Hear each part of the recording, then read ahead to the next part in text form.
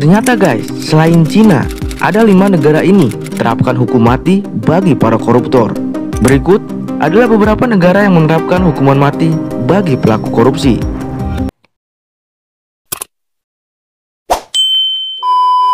Cina. Cina menjadi negara nomor 3 teratas yang menerapkan hukuman mati setelah Irak dan Pakistan pada tahun 2015. Namun, eksekusi mati itu sangat rahasia sehingga sulit dihitung jumlah kematiannya.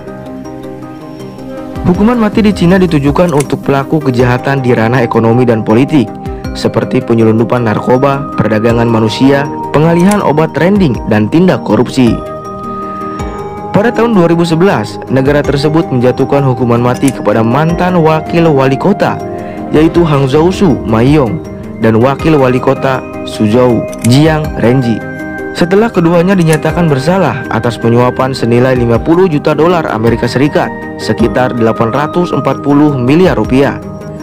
Kemudian Cina menjatuhkan hukuman mati kepada mantan sekretaris Komite Kerja Partai Komunis Li Jianping pada tahun 2022. Dia terbukti menggelapkan uang lebih dari 1,437 miliar yuan atau sekitar 3,1 triliun rupiah.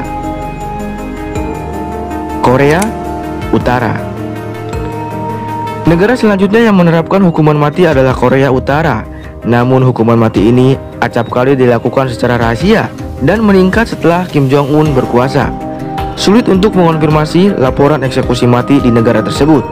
Namun yang paling kontroversial adalah eksekusi Paman Kim, Chang Son-taek, yang menjadi wakil ketua Komisi Pertahanan Nasional pada tahun 2015.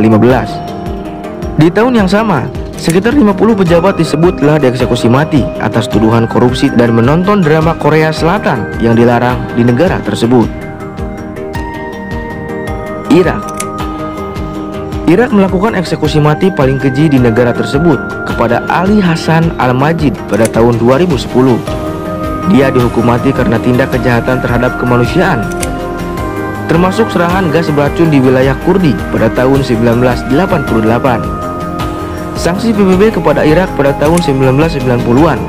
Ali Hassan memegang sejumlah jabatan senior di pemerintahan, namun dia dilaporkan menggunakan kekuasaannya untuk penyelundupan transaksi bisnis. Korupsi secara terang-terangan diduga dilakukan sebagai alasan dibalik pemecatan sebagai menteri pada tahun 1995. Thailand. Salah satu negara ASEAN, Thailand juga menerapkan hukuman mati untuk koruptor. Hal itu diatur dalam Undang-Undang Anti Korupsi yang disahkan pada Juli 2015. Dalam aturan tersebut, hukuman mati ini dapat dijatuhkan kepada pejabat asing dan staf organisasi internasional yang melakukan penyuapan. Namun, tampaknya belum ada seorang pun yang dieksekusi akibat kejahatan tersebut.